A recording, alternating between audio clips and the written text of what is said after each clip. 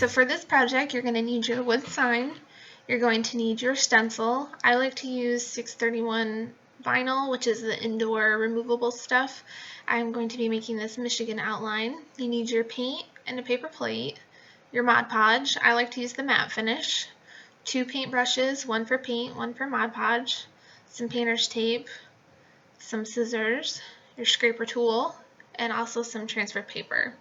I personally like to use transfer paper. I feel it's less sticky than the clear transfer tape and is better at letting go of the vinyl when laying a design down on a stained wood like this. I like to cut off as much of the vinyl as I can, the little excess pieces, save them as scraps for other projects. I also like to cut off as much of the transfer paper as I can. I also save those for smaller projects when I'm making like coffee cups and stuff like that.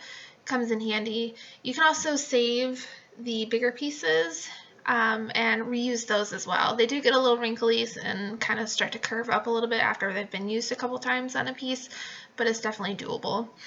After getting the transfer paper on, I like to lay it down on the sign, get an idea of what it's going to look like, line things up, and when I do go to take the vinyl backing off, I like to lay it upside down and pull. I feel it's easier to get it up versus doing it the other way.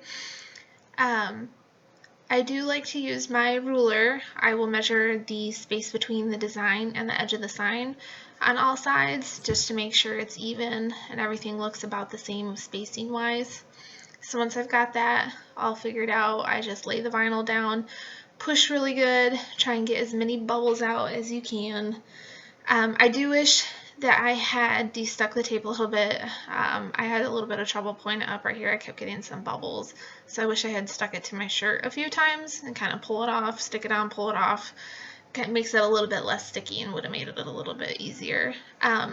You can leave the vinyl on for a longer period of time. I'd say like probably 20 to 30 minutes. Let the adhesive adhere a little bit, and then the transfer paper will be more forgiving when letting go when you're removing it like this. I like to use my X-Acto knife and cut through the cracks. It helps keep the vinyl down and avoid bubbles in those areas, so that's a big thing. The next step is to lay down some tape.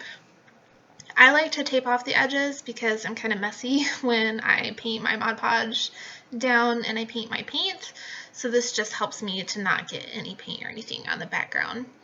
This part I slowed down a little bit so that you can see a little bit more detail of when putting the Mod Podge on. As you can see, I really don't use much. It just takes a little bit. I do like to use back and forth strokes to try and keep with the grain of the wood, and you also want to do back and forth so that it gets in every little nook and cranny of the design so you don't have any bleeding at all. Just do really thin coats. I also suggest that you fill in the entire design with a Mod Podge. I did a sign once where I only Mod Podged the edges, and when I was finished painting the entire thing, you could tell that the edges had Mod Podge under them and the center of the design did not.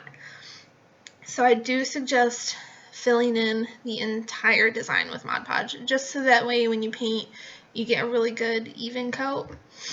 As you can see here, I just went through, Mod Podged everything. Once you do have it all Mod Podged, you just want to make sure that it's completely dry before you start painting. And now, because there is Mod Podge on it, the Mod Podge is going to leave like a glossy, smooth finish on the design. So when you do go to paint, the paint is going to spread very easily. So it's going to be super thin, spread easily. Just do really thin coats. I painted 3 coats of white on this to get a good solid color on the sign, and it worked great. Once you're done painting, you'll go ahead and start pulling up the painter's tape and the vinyl.